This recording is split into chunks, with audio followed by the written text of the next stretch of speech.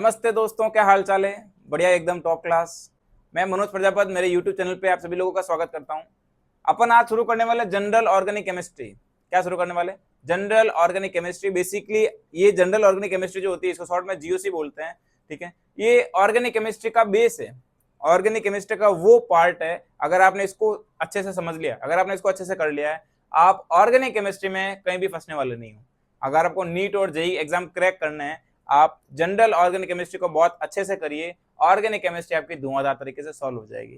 ठीक है भाई। तो बेसिकली अगर आपको केमिस्ट्री में रिएक्शन कैसे होती है, रिएक्शन किस वे में कंडक्ट होगी, रिएक्शन में कौन सा बॉन्ड टूटेगा, कौन सा बॉन्ड नया बनेगा, इंटरमीडिएट कौन सा आएगा, इंटरमीडिएट कितने टाइम के लिए बनता है, उसका ट्रांसफॉर्मेशन कैसे होता है, रिएजेंट कौन सा लगाएंगे कि किस टाइप से रिएक्शन होगी और कौन सा प्रोडक्ट बनेगा, इन सभी का अगर आपको फील लेना है, अगर आपको बेसिकली ऑर्गेनिक कंपाउंड से फिर ऑर्गेनिक केमिस्ट्री का अगर आपको फील लेना है, आपको जीओसी पढ़ना बहुत ज्यादा जरूरी हो जाएगा। ठीक है, तो चलिए दोस्तों अपन जीओसी शुरू करते हैं। इसी को मैं बोल दूं रिएक्शन मैकेनिज्म पार्ट फर्स्ट या फिर जीओसी फर्स्ट।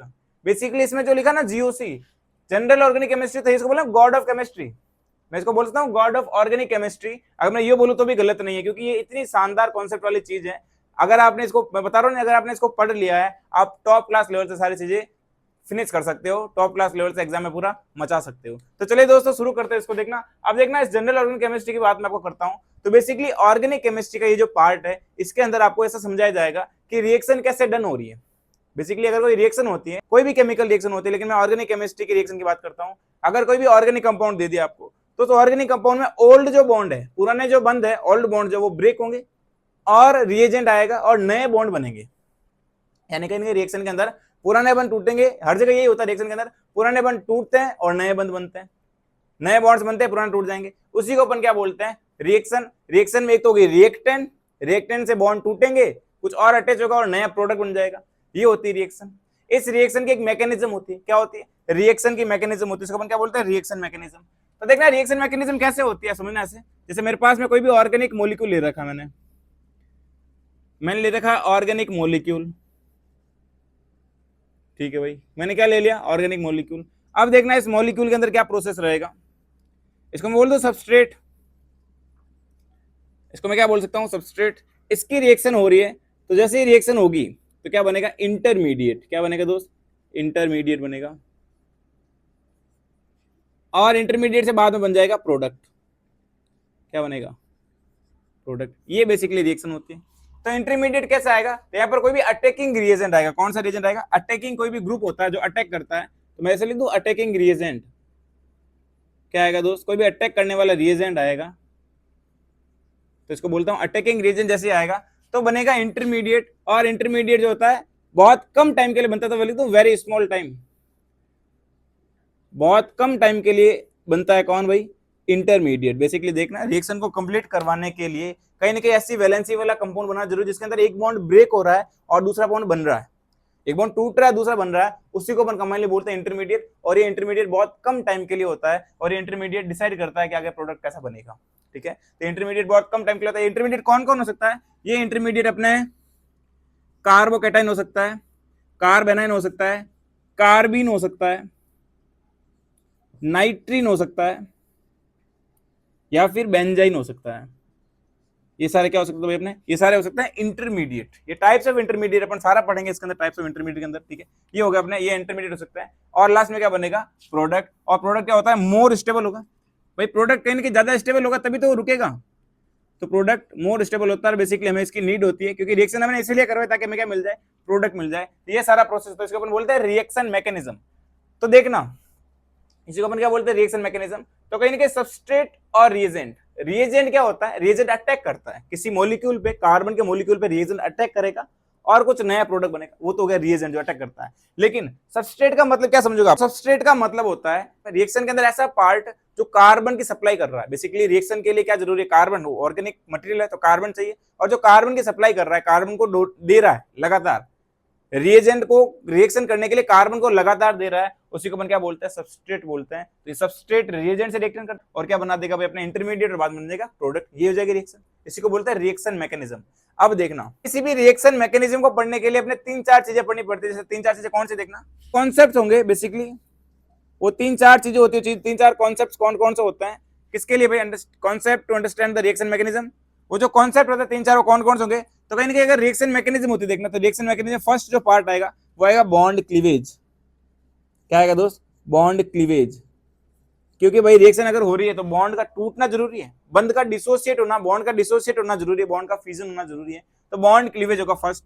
सेकंड होगा इसके अंदर रिएजेंट, क्योंकि आपको कौन सा रिएजेंट कैसा अटैक करेगा वो बात भी आपको आइडिया होनी चाहिए, तो आएगा रिएजेंट। थर्ड नंबर पे आएगा अपना इंटरमीडिएट। कौन आएगा दोस्त? कि कौन सा इंटरमीडिएट बन रहा है और रिएक्शन किस टाइप से कंप्लीट होगी, ये बात अपने को जाननी पड़ेगी। और फोर्थ नंबर पर आता है अपना इलेक्ट्रॉनिक इफेक्ट। फोर्थ पे कौन आएगा दोस्त? फोर्थ पे आता है इलेक्ट्रॉनिक इफेक्ट। इलेक्ट्रॉनिक इफेक्ट, ये चार चीजें बेसिकली आपको इस जीओसी के अंदर पढ़नी पड़ेगी। इस जीओसी पार्ट के अंदर आपको ये चार चीजें पढ़ाऊंगा बेसिकली मैं। बाकी रिएक्शन मैकेनिज्म, रिएक्शन कैसे होगी, रिएक्शन क्या है, वो अपन जीओसी पार्ट सेकंड के अंदर पढ़ेंगे। अभी जीओसी फर्स्ट के अंदर मेनली मैं आपको ये चार चीजें पढ़ाऊंगा। बॉन्ड क्लीवेज, बॉन्ड को कैसे क्लीवेज कर सकते हैं, बॉन्ड का क्लीवेज किस टाइप से होता है, ये बात पढ़ेंगे अपन। फिर बात करूंगा रिएजेंट्स की, रिएजेंट्स कौन कौन से होते हैं। रिएजेंट का मतलब अटैकिंग ग्रुप, अटैक करने वाला ग्रुप। वो अटैक करने वाला ग्रुप कौन कौन हो सकता है, जैसे कि इलेक्ट्रोफाइल, न्यूक्लियोफाइल, ये रिएजेंट्स होते हैं। इलेक्ट्रोफाइल, न्यूक्लियोफाइल कैसा होता है, क्या होता है, बात अपन करेंगे डिटेल के अंदर, रिएजेंट्स पढ़ेंगे। उसके बाद अपन पढ़ेंगे इंटरमीडिएट, जैसे अपन पढ़ा ना कार्बोकैटाइन, कार्ब एनाइन, कार्बिन, नाइट्रीन, बेंजेन, ये सारा होता है रिएक्शन इंटरमीडिएट, जो रिएक्शन के प्रोडक्ट को डिसाइड करता है कि प्रोडक्ट बेसिकली क्या बनेगा। ये इंटरमीडिएट डिसाइड करता है कि रिएक्शन किस टाइप में, किस वे में कंप्लीट होगी, ये इंटरमीडिएट डिसाइड करता है। तो अपन कहेंगे इंटरमीडिएट के बारे में पढ़ेंगे। और सबसे लास्ट में पढ़ेंगे इलेक्ट्रॉनिक इफेक्ट के बारे में। किसके बारे में पढ़ेंगे दोस्त? Electronic effect. इलेक्ट्रॉनिक इफेक्ट का मतलब होता है कि इलेक्ट्रॉन जब डिस्प्लेस्ड होता है, मैं इस इलेक्ट्रॉनिक इफेक्ट को इलेक्ट्रॉन डिस्प्लेसमेंट इफेक्ट बोल सकता हूं। कारण क्योंकि इसके अंदर मतलब होता यही है, इसके अंदर इलेक्ट्रॉन का डिस्प्लेसमेंट होगा। जब इलेक्ट्रॉन का डिस्प्लेसमेंट होता है तो कहीं पार्शियली पॉजिटिव आएगा, कहीं पार्शियली पॉजिटिव, कहीं पार्शियली पॉजिटिव आएगा, कहीं पार्शियली नेगेटिव आएगा। ये सारा प्रोसेस होगा, और जब ये सारा प्रोसेस होगा तो रिएक्शन के डन होने के चांसेस भी अलग अलग होते रहते हैं। तो वो सारी बातें हम पढ़ेंगे इलेक्ट्रॉनिक इफेक्ट के अंदर या फिर इलेक्ट्रॉन डिस्प्लेसमेंट इफेक्ट। तो बेसिकली इस टॉपिक का, इस जीओसी पार्ट का ये मेन मोटिव रहेगा हमारा पढ़ने का। ठीक है, तो चलिए अपन शुरू करते हैं बॉन्ड क्लीवेज से, कि बॉन्ड क्लीवेज क्या होता है, कितने टाइप का होता है, वो अपन बात पूरी शुरू से डिटेल में पढ़ते हैं। तो देखिए दोस्त, अब अपन बॉन्ड क्लीवेज से फिर बॉन्ड फ्यूजन की बात करते हैं। कितने टाइप का होता है? दो टाइप का होता है, टू टाइप्स का होता है। एक होता है होमोलाइटिक बॉन्ड क्लीवेज, एक होता है हेटेरोलाइटिक बॉन्ड क्लीवेज। होमोलाइटिक नाम में लिखा है, होमो का मतलब होता है सिमिलर, सेम। होमो का मतलब होता है इवन नंबर, हेटेरो का मतलब होता है ऑड नंबर। तो कहीं ना कहीं इवन का मतलब होता है, लाइटिक का मतलब तोड़ना, किसको? बॉन्ड को। तो होमोलाइटिक बॉन्ड क्लीवेज और हेटेरोलाइटिक बॉन्ड क्लीवेज। तो देखना इसके अंदर मैं आपको एग्जांपल से बताता हूं। मेरे पास में देखना ए और बी के बीच में कोई बॉन्ड बना रखा है, ठीक है, तो मैं इसको कैसे डिसोसिएट करता हूं देखना। तो इसके अंदर कहीं ना कहीं एक इलेक्ट्रॉन इसका पार्टिसिपेट कर रहा है, एक इलेक्ट्रॉन इसका पार्टिसिपेट कर रहा है, ठीक है। ये ए का इलेक्ट्रॉन है, बी का इलेक्ट्रॉन है। होमोलाइटिक का मतलब बराबर डिस्ट्रीब्यूशन करना। जो इलेक्ट्रॉन, मान लो एक बॉन्ड के अंदर दो इलेक्ट्रॉन है, ठीक है, एक ए का इलेक्ट्रॉन है, बी का इलेक्ट्रॉन है, जो इलेक्ट्रॉन जिसका है उसको वापस दे दो। इक्वल डिस्ट्रीब्यूशन करना, क्या करना है? इक्वल डिस्ट्रीब्यूशन, यानी ए का बी का इलेक्ट्रॉन मैंने इसको दे दिया और ये इलेक्ट्रॉन मैंने इसको दे दिया, तो इक्वल डिस्ट्रीब्यूशन करूंगा। देखना, equal distribution of shared electron, जो भी शेयर्ड इलेक्ट्रॉन होता है उसका क्या करूंगा? इक्वल डिस्ट्रीब्यूशन करता हूं। ये इसका की कॉन्सेप्ट है होमोलाइटिक बॉन्ड क्लीवेज। तक देखना कैसा कंपाउंड बनेगा। तो कहीं ना कहीं ए का रेडिकल बन जाएगा और बी का रेडिकल्स बन जाएगा। ये क्या बन जाएगा आपस में? ये बन जाएंगे रेडिकल्स। क्या बनेंगे दोस्त? रेडिकल्स। आप समझना चीज को, क्योंकि इसके अंदर एक इलेक्ट्रॉन फ्री है, जिसको बोलते हैं रेडिकल। ठीक है, यहां तक कहानी क्लियर हो गई। ठीक है, ये वाली बात हो गई होमोलाइटिक के अंदर, है ना। होमो को समझे आप लोग? इक्वल डिस्ट्रीब्यूशन हो जाएगा किसका? शेयर्ड इलेक्ट्रॉन का। ये कब कब होगा? कौन कौन सी कंडीशन इसको फेवर्स करती है, कौन कौन सी कंडीशन इसको फेवर करती है? तो देखना, कहीं ना कहीं हाई टेम्परेचर चाहिए। अगर हाई टेम्परेचर है तो कौन सा बॉन्ड क्लीवेज होगा? होमोलाइटिक। अगर आपका यूवी लाइट प्रेजेंट है, यूवी लाइट या फिर बोल दो सनलाइट, अगर ये प्रेजेंट है आपका क्या होगा? होमोलाइटिक होगा। अगर पेरोक्साइड प्रेजेंट है, कौन प्रेजेंट है भाई? पेरोक्साइड प्रेजेंट है, पेरोक्साइड प्रेजेंट है, तो फिर होमोलाइटिक होगा। और अगर आपके अंदर, अगर आप इसके अंदर सॉल्यूशन है, नॉन पोलर सॉल्वेंट दे रखा है, अगर आपको नॉन पोलर सॉल्वेंट दे रखा है, कौन सा भाई? नॉन पोलर सॉल्वेंट, तो ये भी इस कंडीशन को फेवर्स करते हैं ना। ये सारे क्या करते हैं? होमोलाइटिक बॉन्ड क्लीवेज को फेवर्स करते हैं। ठीक है भाई, ये एक सारी कंडीशन इसको क्या करती है? फेवर करती है। टाइप्स कौन सा हो गया? Homolytic bond cleavage. बहुत आसान है भाई होमोलाइटिक, तो है ना, इक्वल डिस्ट्रीब्यूशन कर दिया इलेक्ट्रॉन का। ठीक है भाई, हेटेरोलाइटिक की बात करता है, ये कैसा होता है? तो देखना एग्जांपल से बताता हूं मैं आपको। वही सेम प्रोसेस, मेरे पास में ए और बी के बीच में बॉन्ड बना रखा है। ये दो शेयर्ड इलेक्ट्रॉन है, एक बी का और एक ए का, ठीक है। इसका क्लीवेज कैसे होता है तो समझना आप चीज को। इसका होता है अनइक्वल डिस्ट्रीब्यूशन। आप ऐसे मानना कहीं ना कहीं या तो दोनों इलेक्ट्रॉन मैंने बी को दे दिए या फिर मैंने दोनों इलेक्ट्रॉन ए को दे दिए, यानी इलेक्ट्रॉन का अनइक्वल डिस्ट्रीब्यूशन करना है। या तो वो दोनों इलेक्ट्रॉन किसी ए वाले स्पीशीज को दे दो या फिर वो बी वाले को दे सकते हो, किसी एक स्पीशीज को इलेक्ट्रॉन डोनेट करना, क्या हो जाएगा heterolytic bond cleavage, unequal distribution of shared electron.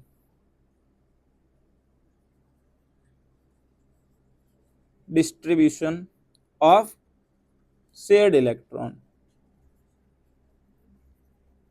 ये बात हो गई भाई इसकी, इसका की पॉइंट ये हो गया। तो कहानी कुछ ऐसी बनेगी, देखना इसका जो प्रोडक्ट बनेगा कैसा बनेगा, वो कहीं कैसा प्रोडक्ट बनेगा। या तो देखना ए पर आएगा पार्शियली पॉजिटिव, रीजन इसने इलेक्ट्रॉन डोनेट कर दिया है, और इस पर आएगा बी पर आएगा नेगेटिव। बी पे क्या चार्ज आएगा, बी पे आएगा नेगेटिव और इस पे आएगा पॉजिटिव। ठीक है भाई, पॉजिटिव चार्ज क्यों आया, क्योंकि कहीं ना कहीं इसने इलेक्ट्रॉन डोनेट कर दिया। ये रहा इसका इलेक्ट्रॉन भाई, 2 इलेक्ट्रॉन ले लिए। ठीक है, देखो भाई बी ने इलेक्ट्रॉन ले लिए, जब कोई भी इलेक्ट्रॉन को एक्सेप्ट करता है उसके ऊपर ऋण आता है, नेगेटिव, ऐसा समझना आप लोग, नेगेटिव पॉजिटिव। इलेक्ट्रॉन डोनेट करता तो क्या होता है, इलेक्ट्रॉन गेन करता तो क्या होता है। जैसे आप ऐसा समझिए कि आपके पास में बहुत सारे पैसे हैं, आपके पास में कुछ रुपए हैं, कुछ पैसे हैं, मैंने आपसे उधार ले लिया, तो जब आपने मुझे पैसे दिए, मैंने उधार ले लिए, मेरे ऊपर क्या आ गया, ऋण आ गया, कर्जा आ गया, ऋण आ गया। ऋण का मतलब नेगेटिव।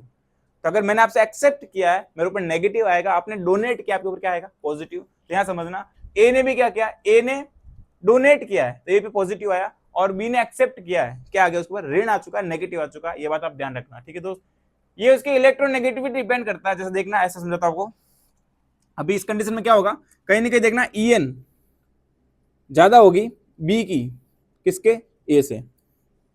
तब क्या बना है, बी ने इलेक्ट्रॉन खींच लिए। देखना ऐसा समझो आप लोग, ये ए था, ये बी था, इसकी EN ज्यादा है और इसकी EN ज्यादा है, तो कहीं ना कहीं इसकी देखना लो EN वाला कंपाउंड क्या होता है, वहां से इलेक्ट्रॉन मूव करता है हाई EN की तरफ। इलेक्ट्रॉन कहाँ मूव करेगा, हाई EN, यानी इस पर क्या आएगा, नेगेटिव आएगा, इस पर क्या आएगा, पॉजिटिव। ठीक है, तो ऐसा देना, इलेक्ट्रॉन कहाँ मूव करता है, इलेक्ट्रॉन मूव करता है लो EN से हाई EN की तरफ। कहाँ जाएगा, लो EN से हाई EN की तरफ जाता है, मूव करता है। ठीक है, ये वाली बात आपने समझ आई। इसी टाइप से अगर आप ऐसे मैं लिख दूं, देखना EN की बात करता हूं, तो मैंने ऐसे लिया ए की EN ज्यादा है किससे, बी से, तो फिर क्या कहानी होगी, तो फिर देखना मान लो ए और बी के बीच में बॉन्ड बना रखा है, ऐसा सेम बॉन्ड। ठीक है, अब इलेक्ट्रॉन कौन खींच रहा है, ये इलेक्ट्रॉन खींच रहा है ए वाला है, तो इस पर आएगा नेगेटिव, इस पर आएगा पॉजिटिव। कहीं ना कहीं इसकी EN ज्यादा है, इसकी EN ज्यादा है, इसकी EN कम है, तो लो EN वाला कहाँ जाएगा, हाई EN की तरफ जाता है, ये इलेक्ट्रॉन मूव करता है इस प्रकार से। तो ये सारी बात होगी इसके अंदर। ठीक है, तो ये अपने को फंडा क्लियर होना चाहिए कि जिसकी EN ज्यादा होगी उसके ऊपर नेगेटिव आएगा, वो इलेक्ट्रॉन को खींचेगा, और जिसकी EN कम है उसके ऊपर पॉजिटिव इलेक्ट्रॉन को डोनेट करेगा। ठीक है दोस्त, यहाँ तक सारी कहानी क्लियर है। अपन और इसके अंदर और डिटेल में डिस्कस करेंगे। देखना कौन कौन सी कंडीशंस जो होगी वो हेटेरोलाइटिक बॉन्ड क्लीवेज को प्रीफर करेगी या फिर फेवर करेगी, तो वो अपन लिखते हैं पर। देखना, तो मैं थोड़ा रफ कर देता हूँ।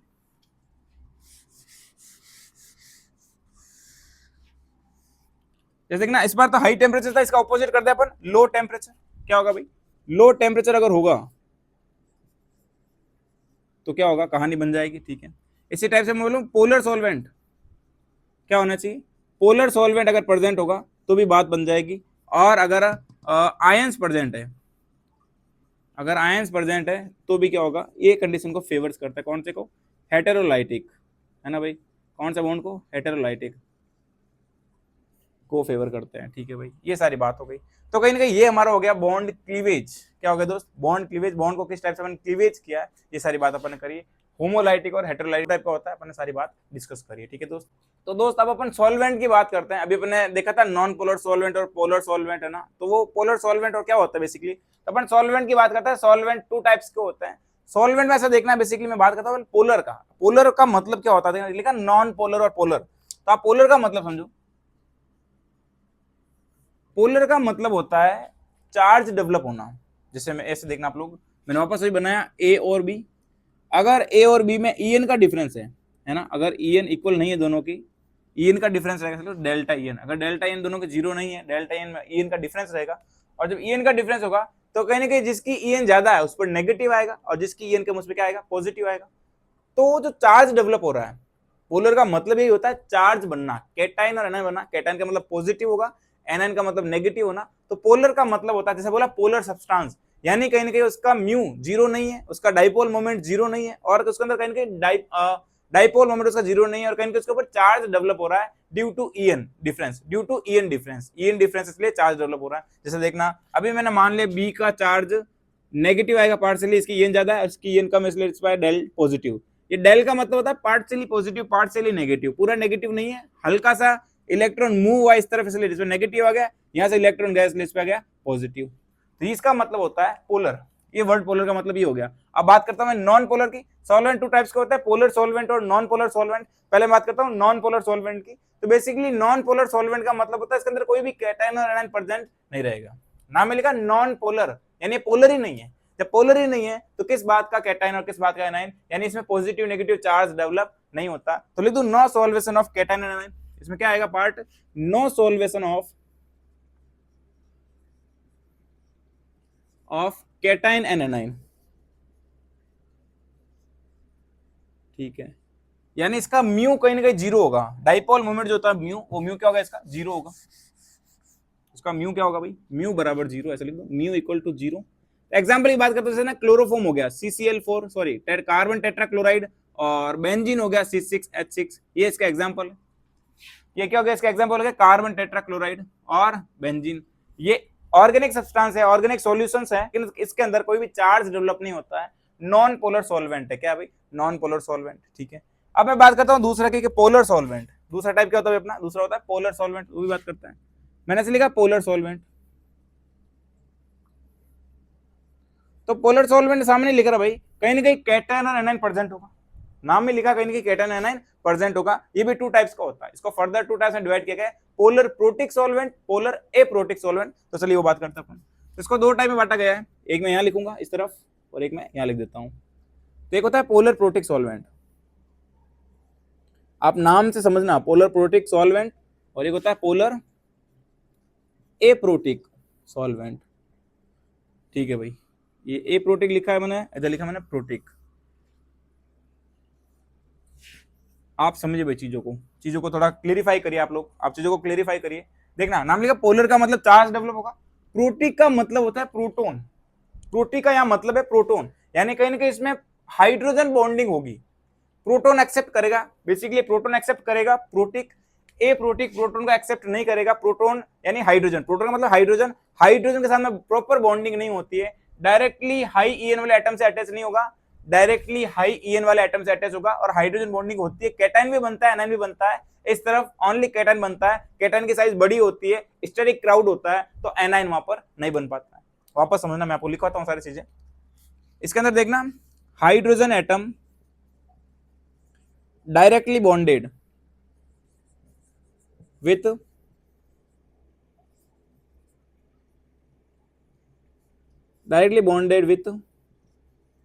हाई ईएन एटम, है ना, हाई लिख दो, ऐसे लिखो high EN atom.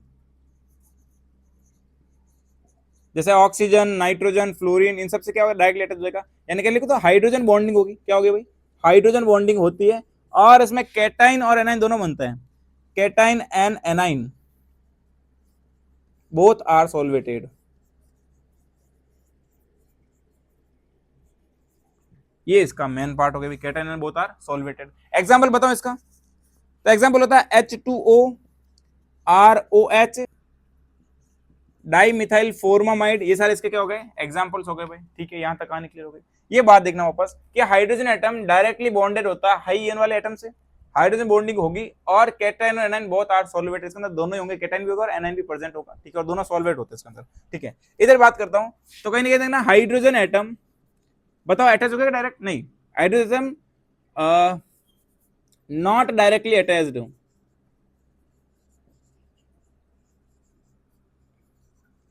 not directly attached with high EN atom, यानी कि इसके अंदर हाइड्रोजन बॉन्डिंग नहीं होती है, ए प्रोटिक है ना इसलिए। ठीक है, अब पता लगाओ भाई, इसमें देखना ओनली कैटाइन आर सॉल्वेटेड,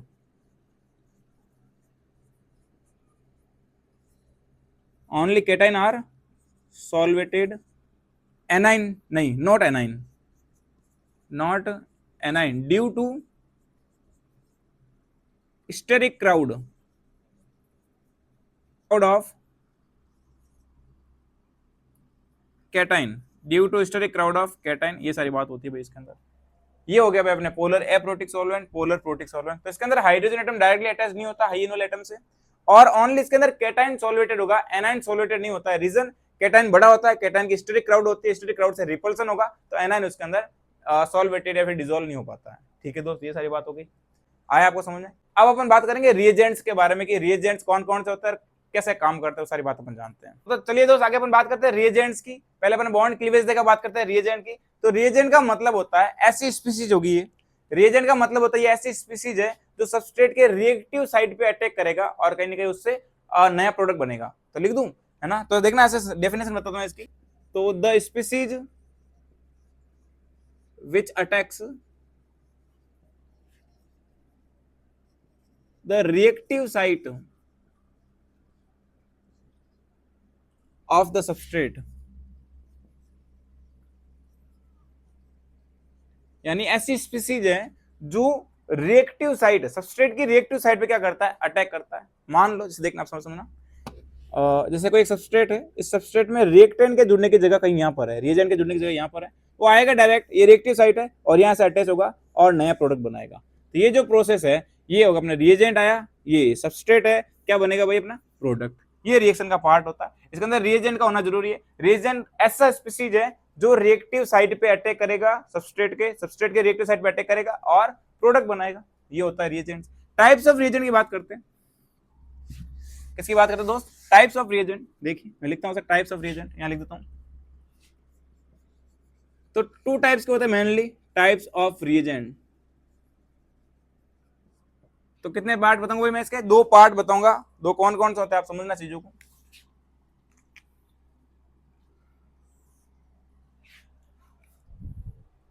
इधर देखिए भाई, जैसे मैंने एक लिखा, नंबर 1 लिखा मैंने, तो नंबर फर्स्ट होता है इस पे इलेक्ट्रोफाइल। क्या होता है दोस्त, इलेक्ट्रोफाइल या इलेक्ट्रोफिलिक रिएजेंट, दोनों कुछ भी लिख सकते हो। और दूसरा होता है न्यूक्लियोफाइल। क्या होता है भाई, न्यूक्लियोफाइल होता है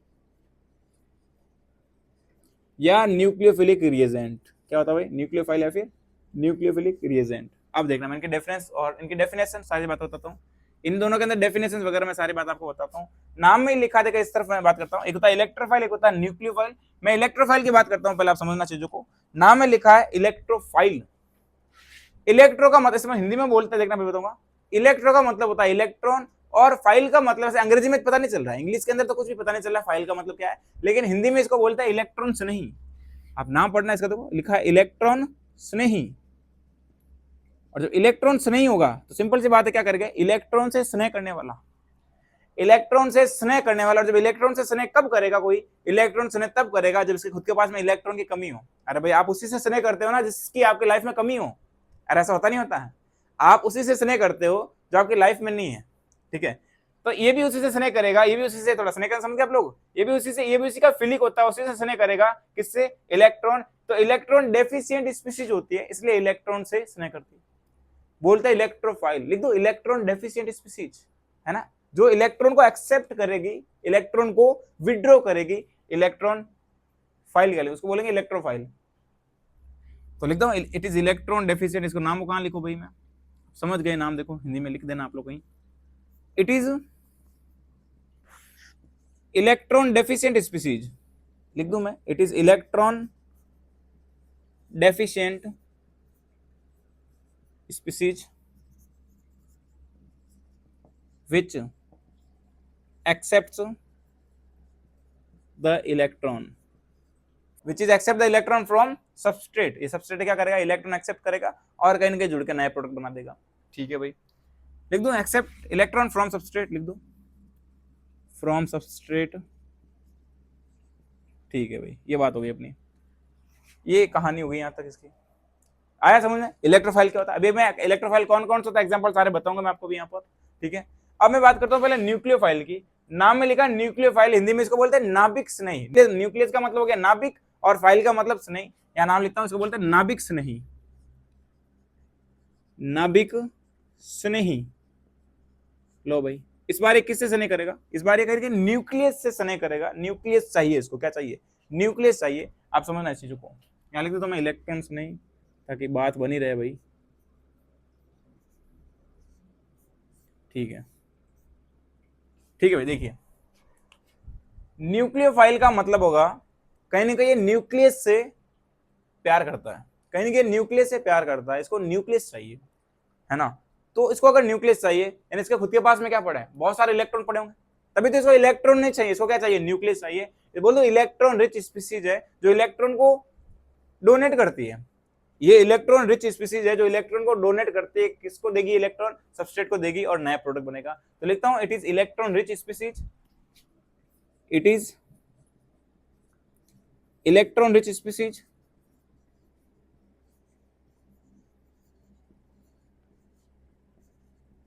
which donates their electron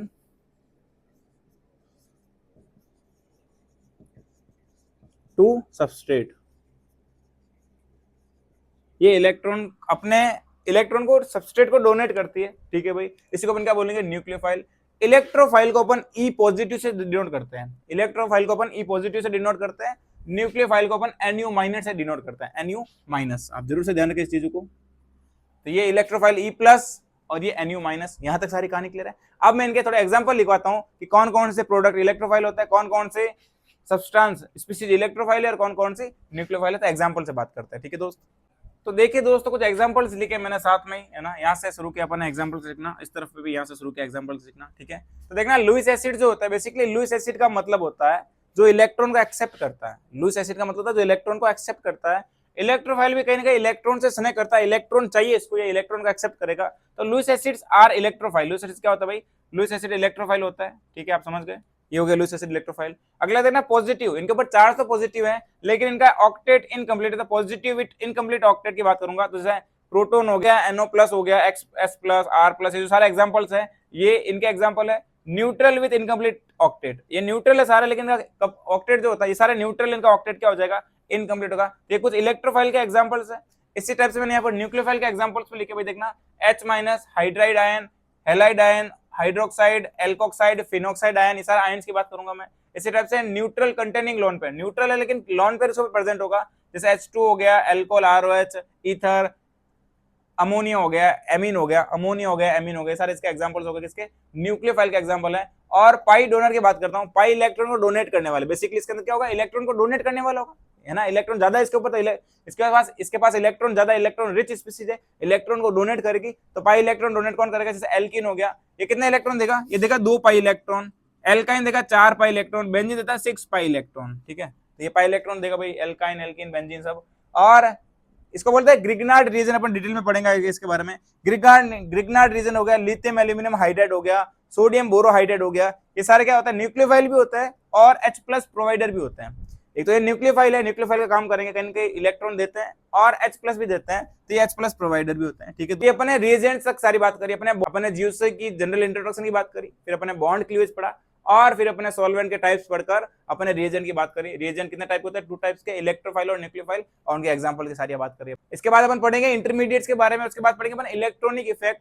तो ये बातें अपन नेक्स्ट लेक्चर के अंदर करेंगे, आज की बात अपन इतनी करते भाई, तो आज के लिए इतना ही, बाकी बातें नेक्स्ट क्लास में करेंगे दोस्त। तब तक के लिए शानदार तरीके से पढ़ते रहे, प्रैक्टिस करते रहे। थैंक यू दोस्त, थैंक यू वेरी मच।